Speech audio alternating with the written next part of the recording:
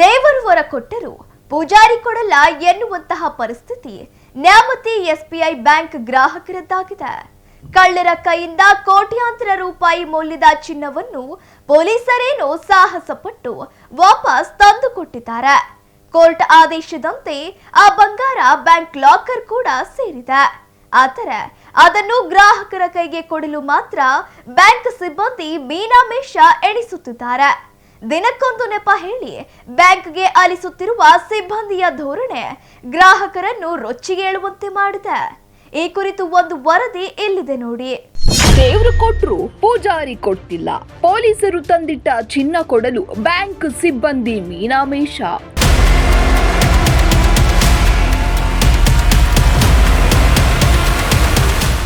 Bank ಲಾಕರ್ನಲ್ಲೇ ಉಳಿದ ಕಳ್ಳರಿಂದ ಸಿಕ್ಕ ಬಂಗಾರ.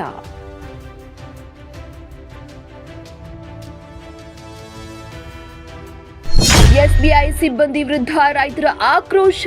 ಬ್ಯಾಂಕ್ ಅಧಿಕಾರಿಗಳ ವಿಳಂಬ ನೀತಿ ಖಂಡಿಸಿ ಬ್ಯಾಂಕ್ಗೆ ಬೀಗ ಜಡಿದು ಗ್ರಾಹಕರ ಹೋರಾಟ.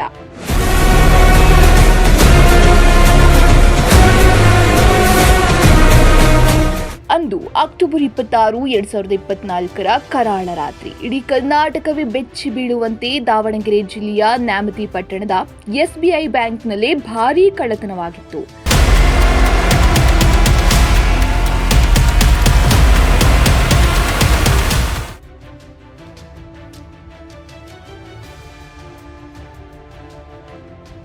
ದೀಪಾವಳಿ ಹಬ್ಬದ ಸಂಭ್ರಮದಲ್ಲಿದ್ದ ಜನರಿಗೆ ತಮ್ಮ ಜೀವಮಾನದ ಕಷ್ಟದ ಬಂಗಾರ ಕಳುವಾದ ಸುದ್ದಿ ಕೇಳಿ ಆಕಾಶವೇ ತಲೆ ಮೇಲೆ ಬಿದ್ದಂತಾಗಿತ್ತು.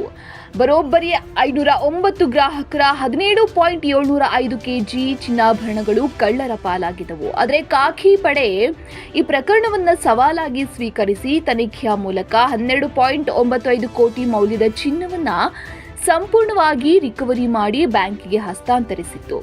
ಪೊಲೀಸರ ಕೆಲಸ ಮುಗಿದು ಚಿನ್ನ ಬ್ಯಾಂಕ್ ಸೇರಿದ ಮೇಲಾದರೂ ತಮಗೆ ನ್ಯಾಯ ಸಿಗುತ್ತೆ ಅಂದುಕೊಂಡಿದ್ದ ಗ್ರಾಹಕರಿಗೆ ಈಗ ಬ್ಯಾಂಕ್ ಸಿಬ್ಬಂದಿಯೇ ದೊಡ್ಡ ವಿಲನ್ ಆಗಿ ನಿಂತಿದ್ದಾರೆ. ಪ್ರೊಸೀಜರ್ ನೆಪ ಒಡ್ಡಿ ಚಿನ್ನ ಕೊಡಲು ವಿಳಂಬ ಮಾಡುತ್ತಿರುವುದಕ್ಕೆ ಬ್ಯಾಂಕ್ಗೆ ಬೀಗ ಜಡಿದು ಗ್ರಾಹಕರು ಆಕ್ರೋಶ ಹೊರಹಾಕಿದ್ದಾರೆ.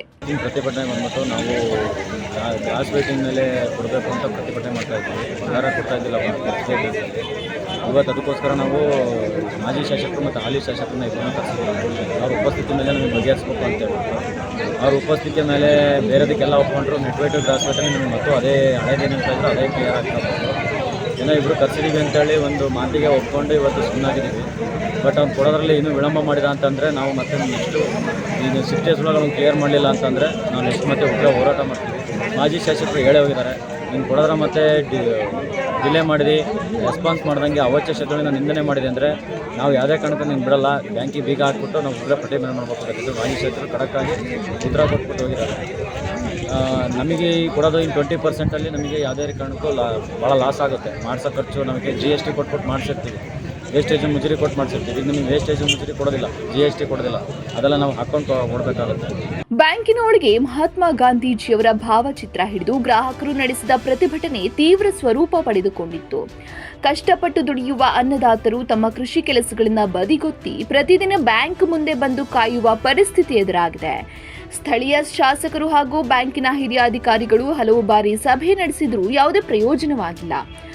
ಅಧಿಕಾರಿಗಳ ಈ ಉದಾಸೀನತೆ ಬ್ಯಾಂಕಿಗೆ ವ್ಯವಸ್ಥೆಯ ಮೇಲಿರೋ ನಂಬಿಕೆಯನ್ನೇ ಕುಗ್ಗಿಸುವಂತೆ ಮಾಡಿದೆ.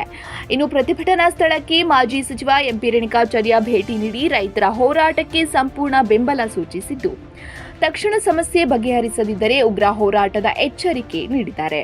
ಈಗ ನಾವು ಬಂಗಾರ ಕಳೆದಾಗ್ಲಿಂದ ನಮ್ಮ ಬಂಗಾರ ಹೋತು ಅಂತಂದು ಕೈ ಬಿಟ್ಟಿತ್ತು. ಆದರೆ ಪೊಲೀಸ್ ಇಲಾಖೆ ವತಿಯಿಂದ ಮತ್ತೆ ಬಂಗಾರ ಸಿಕ್ತು.